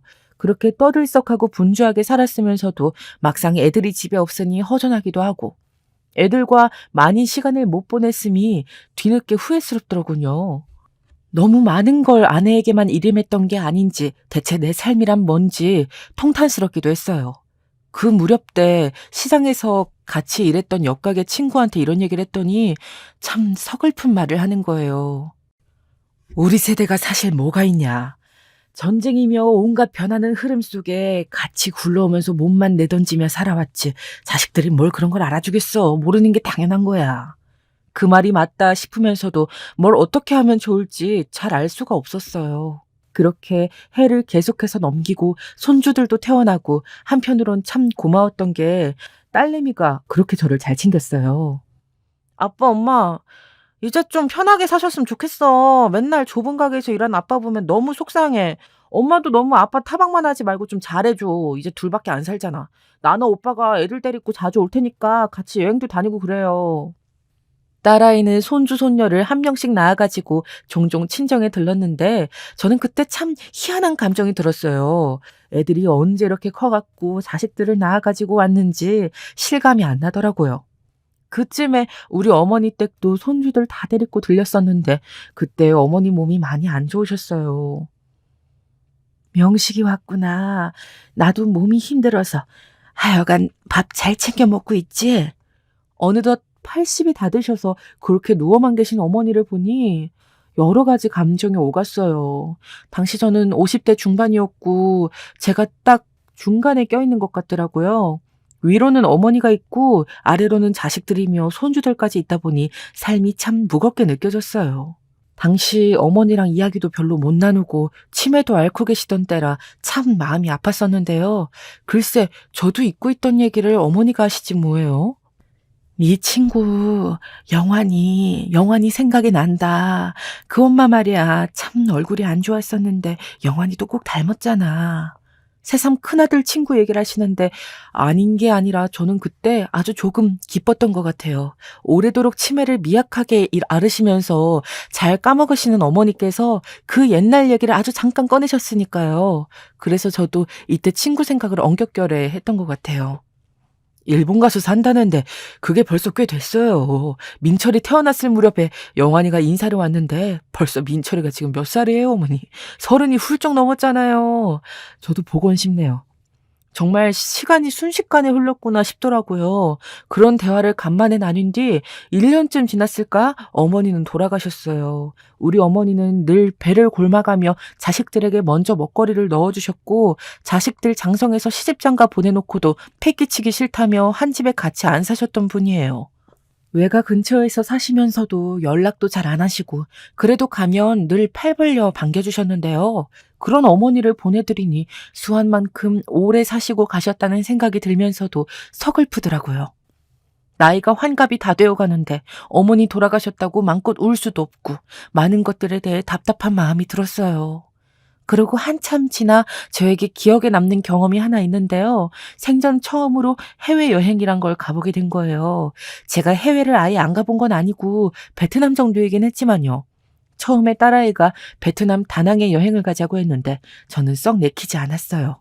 그 마음을 아내가 대신 답해주긴 하더군요. 네 아빠 월남 참전했던 사람이잖아. 그때 충격으로 너 낳을 무렵까지도 아빠가 얼마나 자다 헛소리하고 엄마를 힘들게 했는지 몰라. 아무리 사정이 좋아졌다고 한들 별로 안 가고 싶을걸. 그런 저에게 딸은 요즘과 어떻게 비교를 하냐며 관광지로서 아주 물이 올랐다고 계속 말을 하는데 제가 너무 고지식했던 걸까요? 별로 귀에 안 들어오더라고요. 상황이 이러니 딸은 결국 포기를 했고 다른 곳을 지칭하더군요. 바로 일본 말이에요. 아빠, 오빠네도 모처럼 시간 낸 거니까 아들, 딸, 사위 며느리, 손주랑 다 같이 다녀오기로 해요. 솔직히 동남아 쪽보다는 일본이 더 가까워요. 비행기도 오래 안 타도 되니까 우리 같이 가요. 네? 이렇게 말을 하는데 저에겐 옛 친구 영환이가 거듭 입에 달고 살던 게 일본이라 그렇게 낯설게 느껴지지만은 않았어요. 기왕 딸내미가 저렇게 대가족 해외여행을 고집한다면 나쁘지 않겠다 싶더라고요. 근데 그렇게 해서 갔던 일본 여행에서 저는 또 엄청난 자괴감을 느끼고 왔지 뭐예요.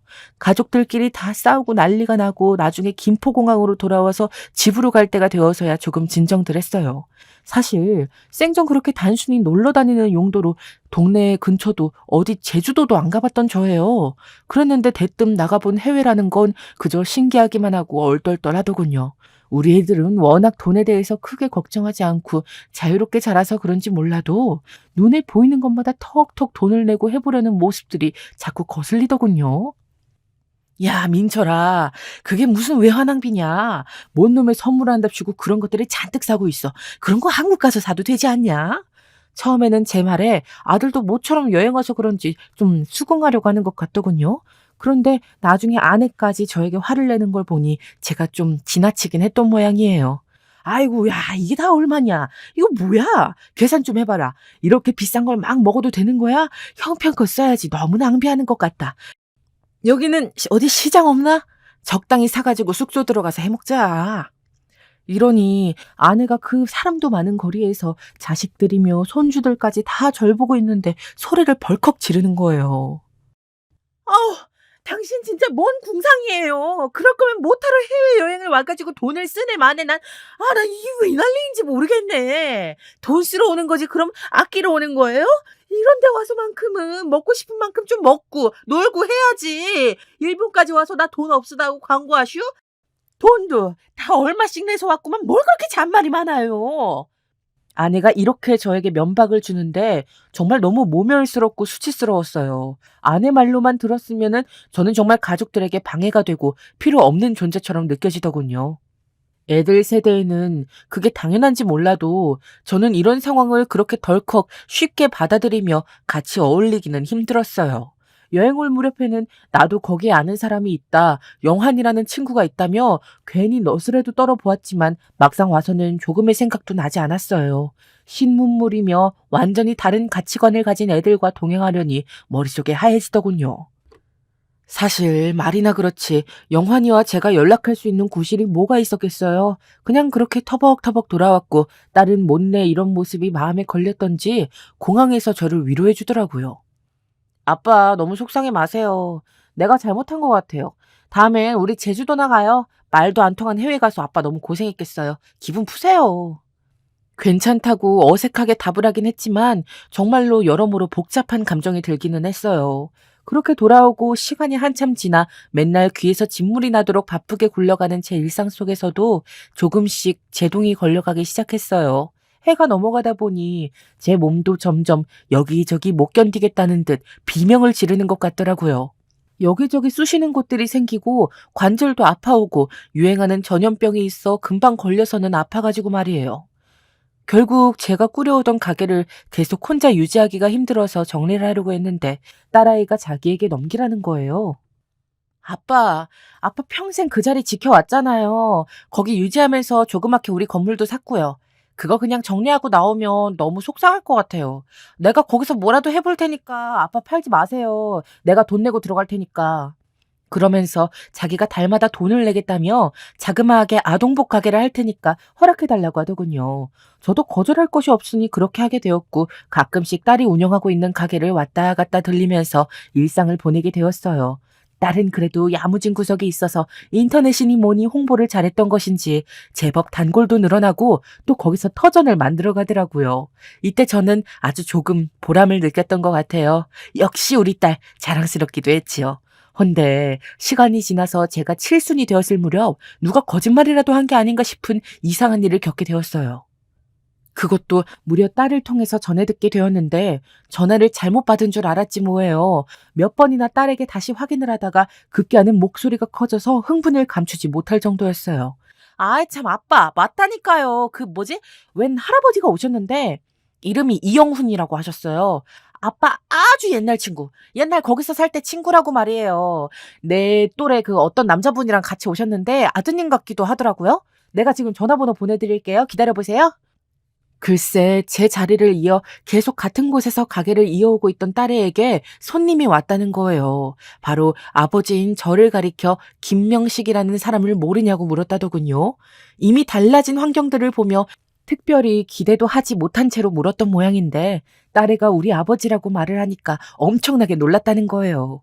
좌우지간 저는 연락처를 받고 믿을 수가 없어서 한참을 들여다보다가 숨을 들이쉬고 하나하나 조심스럽게 번호를 눌러가며 전화를 걸었어요. 그랬더니 아들인가 싶은 청년이 전화를 받더라고요.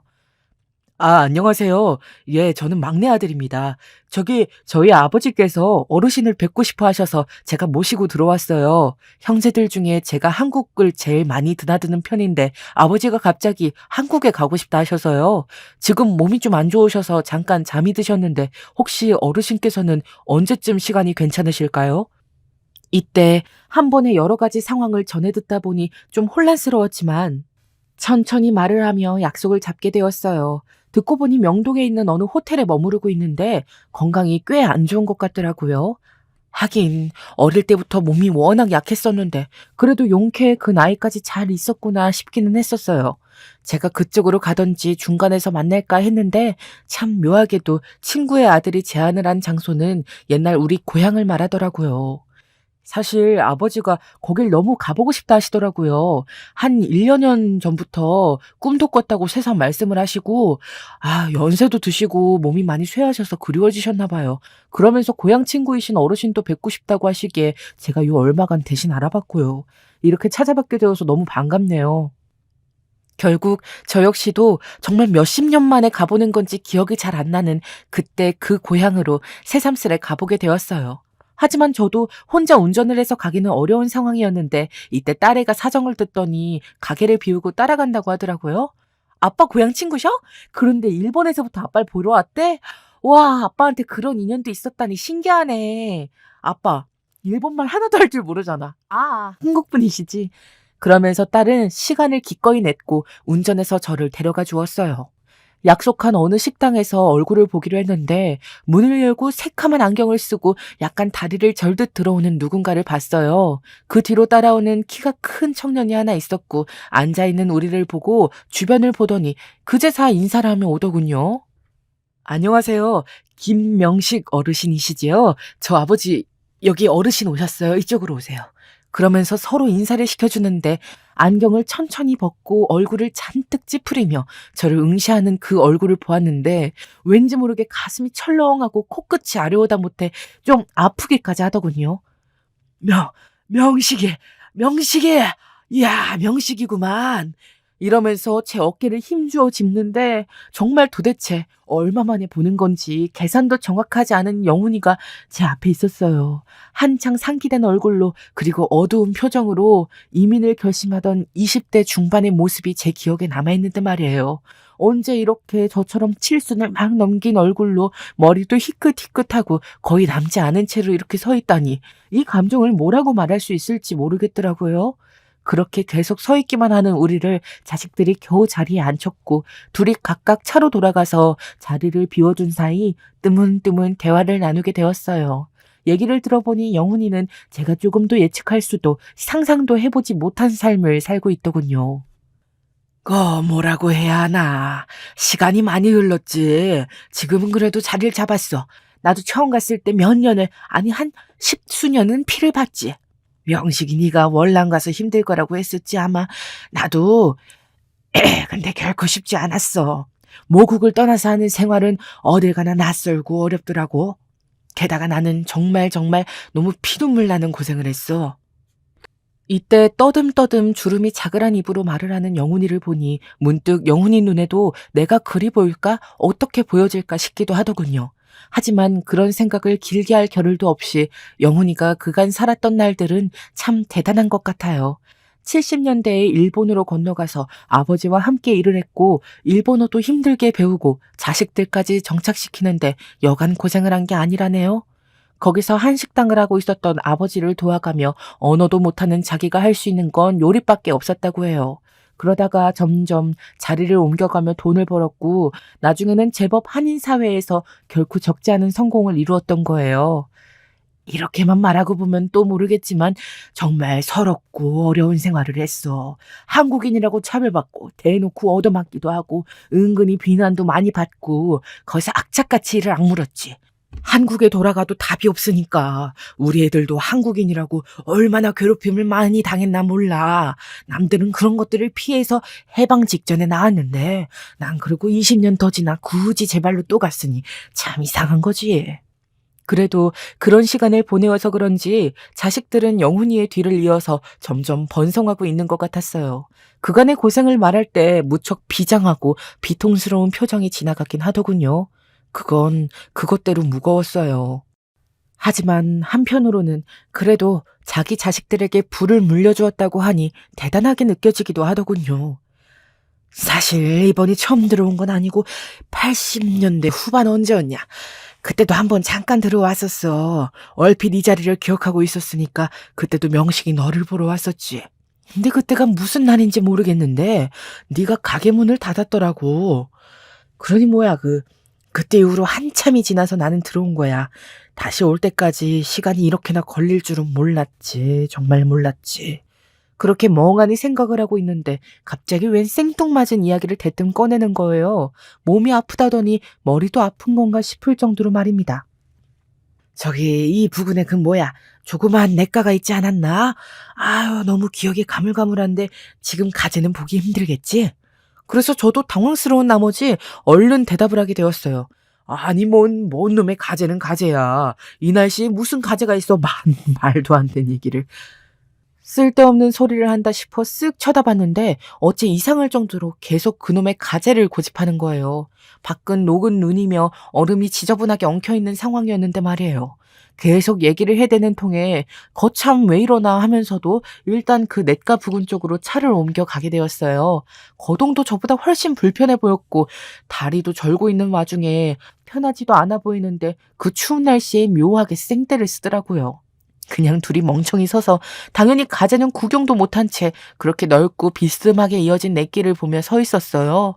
둘 다 휑해진 머리 위로 우리 귀 뒤쪽으로 찬바람이 쌩쌩 불어대는데 추워서 그런지 눈도 시리고 콧물도 줄줄 나오려고 하는데 옆을 보니 이 친구 역시 눈이 시렸는지 안경을 겨우 벗어내더군요.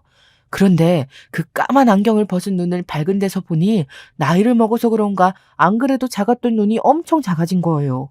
피부도 처져서 그런지 더 불편하게 뜨고 있는 것 같더군요.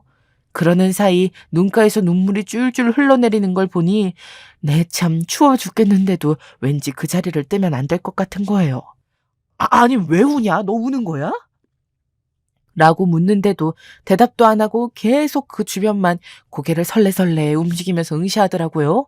괜시리 저도 그냥 착잡해지기도 하고 그렇다고 서 있기도 너무 춥고 발이 시려워서 그저 옆에 있는 바위에 걸터 앉았어요. 그렇게 주변이나 발밑을 쭉 응시해가면서 시선이 왔다 갔다 하는 친구를 보니 우리 둘이 70의 나이를 넘겨 이 땅에 이렇게 나란히 서 있는 게 참 희한하게 느껴지더군요. 그 당시 봤던 가재는 당연히 암만 눈을 씻고 봐도 구경할 수 없었고 좀처럼 상상도 할 수 없는 존재이긴 했어요. 그럼에도 불구하고 둘 다 쭈글쭈글하고 지친 피부 거죽을 하고 거기에 나란히 서 있으려니 얼핏 어린 날 봤던 풍경이 아주 잠깐 눈가에 집혔다가 다시 도망가는 것 같기도 하고 저까지 오락가락하더군요. 그러는 사이 계속해서 찬바람이 스며들기에 도저히 안 되겠어서 한마디를 했어요. 야, 너무 춥다. 안 되겠다. 가자. 안 따라와도 별 수 없다고 생각을 할 정도의 추위였는데 그래서 그런지 몰라도 눈을 찌푸리며 다시 안경을 쓰더니 따라오더군요. 딱히 어디 갈 곳도 없고 근처에 닭백숙집 같은 곳이 있기에 그리로 데려갔어요. 그러자 그때 떠듬떠듬 말을 하더라고요. 나 입맛이 없어서 아니 식사를 워낙 요즘 잘 못하기도 해. 몸이 많이 안 좋거든. 뭐 얼마나 안 좋기에 그러나 해서 일단은 국물을 떠서 앞에 놔줬는데 제 것을 다시 따르는 사이 친구가 하는 말에 너무 놀라서 국물을 살짝 쏟아버렸지 뭡니까. 지금 생각해도 마음이 저릿합니다. 얼마 안 남았더라고. 사실 살 만큼 살았지. 지겨워 이제 인생이. 안 그러냐 너는? 알고 보니 나이가 들어서 힘든 정도가 아니라 대장암을 앓고 있다고 하는 거예요. 이미 알게 된 지 좀 되었고 할 수 있는 것은 다 했다고 하더군요. 한국 오는 것도 쉽지 않았어. 많이 각오를 하고 온 거야. 그래서 저도 그럼 왜 온 거냐고 묻게 되었어요. 어찌 보면 당연히 모국이 그리워서 그랬었겠지만요. 왜? 다들 뭐 갈 때 되면 옛날 살던 데 가고 싶다고 하잖아. 그건 다들 비슷한가 봐. 옛날 어른들이 그런 말을 하면 우습지도 않게 들었는데 말이야. 그냥 와서 눈으로 보고 싶고 공기나 냄새나 뭐라도 좀 만져보고 싶어서 온 거야.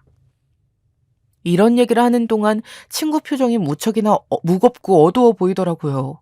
원래도 밝은 인상은 아니었는데 그래도 제 눈에 보기에는 꽤 많은 부와 여유를 누린 것 같았는데 말이에요. 그것도 좋지. 처음에 점점 올라가는 게 보였을 때 얼마나 쾌감을 느꼈는지 몰라. 그게 나를 무시하던 사람들과 같은 계단에 섰을 때, 그리고 그들보다 위로 올라갈 때 그들이 까마득하게 안 보이기 시작하면 된 줄 알았어. 근데 올라가니까 또 모르는 세계가 있더라고. 이때 친구가 말을 하다가 몇 번이나 기침을 하면서 목소리를 가다듬느라고 제대로 얘기를 잊질 못했지만 대충의 내용을 종합하면 그렇더라고요. 너무 바쁜 나머지 아들과 딸 그리고 이후로 딸을 또 낳고 막내 아들을 낳을 때까지 정작 애들이며 부인과 부대끼며 보낸 시간이 너무 없었다나요. 그쯤 되면 다들 자기를 당연히 잘 돌봐주고 이해해줄 줄 알았는데 아니었다는 거예요. 마누라는 이혼했어. 진즉 한국으로 가버렸지. 애 넷을 낳아놓고 갈 줄 누가 알았겠어. 그렇게 돈을 줘가면서 잡는 데도 있잖아. 진짜 달려들어 죽일 기세로 말을 하더니만 자기를 놔주기만 하라고 말이야. 결국 친구가 80년도 후반대에도 잠깐 들어왔다고 말했던 건 이혼한 부인을 찾아보겠다고 잠깐 왔었던 거였나 봐요. 그 뒤로 혼자 애들 넷을 키웠지만 재혼도 하지 않았고 그래도 경제적으로 점점 윤택해지고 있었기에 애들은 부족함 없이 키웠다고 하더군요. 단지 아버지로서의 교감 같은 걸 아이들과 나누질 못했대요. 그나마 막내 녀석이 자식 노릇을 할 뿐이야. 다른 놈들은 제아비가 암에 걸렸다는데도 콧방귀도 안 끼더라고. 그냥 돈만 가져가면 그만인 거야. 이제 좀 애들이랑 뭘 해보려고 해도 아무도 오지 않는데 정말 의미가 없더라고. 얘기를 듣고 있는데 저는 이 친구와 형편이 전혀 다름에도 불구하고 왜 어중간하게 이 마음을 알 것 같았던 걸까요? 물론 우리 애들이 그만큼은 아니지만 그냥 저도 가족 어딘가에서 허한 부분을 느꼈기 때문일 거예요. 가족들 잘못이라기보단 그냥 서로 시간이 너무 어긋났던 거라고 생각하고 싶어요.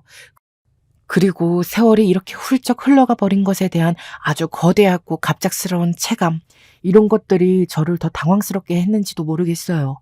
평소에는 크게 체감하지 않고 있었는데 이날 친구 따라서 같이 이 동네에 와보니 저까지 참 이상한 기분이 들더라고요. 결국 그렇게 어줍지 않은 대화를 하며 말이 몇 번이나 멈췄다가 조금도 나아지는 분위기를 보이지 못한 채 우리의 만남은 끝을 맺게 되었어요. 부축을 받아가며 차에 힘겹게 탄 친구를 보고 아들에게 한번 힘주어 말을 했어요. 저기 아버지 모시고 가면 나에게 연락 좀 주겠나? 잘 도착했다고. 오고 가는 길 힘들 것 같아 걱정이 돼서. 그랬더니 아들도 알겠다며 머리를 아주 정중하게 숙이더라고요. 참 우리 집 애들에게선 볼 수 없는 그런 깍듯한 분위기가 있었어요. 그런데도 정작 영훈이 이 친구는 그렇게 공허해하다니. 어떤 마음과 사정이 있는 건지 도통 알 수가 없더군요. 그저 저에게 마지막으로 했던 말만 계속 머릿속에 맴돌았고 저도 그 여운이 아주 오래 갔었어요. 몇 번이나 꿈에 여기가 나오더라고. 정말 몇 번이나 나왔어. 우리가 그때 여기서 자주 놀았잖아. 가재만 잡은 게 아니었는데 생각나는 건 가재뿐이네. 아무튼 더 이상 꿈만 꾸긴 싫더라고. 와서 직접 공기라도 내 코로 들이키고 손으로 뭐라도 만져보고 싶었어. 세상 참 신기해. 멀쩡할 땐 생각도 안 나더니 왜 이제서 이렇게 마음을 흔들어대든지. 그렇게 계속 중얼거리던 친구는 그제서 여한이 조금이라도 풀렸던 건지 잘 모르겠어요. 차마 이렇게 와서 보니 좋냐고 물을 수 있는 풍경은 아니었으니까요. 아무튼 그렇게 돌아간 지 한 달 남짓 되었을까요? 잘 도착했다는 연락도 받지 못했는데 대뜸 부고 소식을 받게 되었어요. 사실 그때 도쿄에 도착한 뒤 집으로 가서 연락을 드리려고 했는데 아버지 상태가 많이 안 좋으셨어요. 그날 찬바람을 많이 쐬시기도 했고요. 좀 쉬시면 좋아지시겠거니 했는데 열도 나시고 이후로 저도 정신이 없다 보니 비로소 지금에야 연락을 드리게 되었어요. 그래도 감사한 건 아버지가 고통을 느끼신 시간이 그리 길진 않았어요.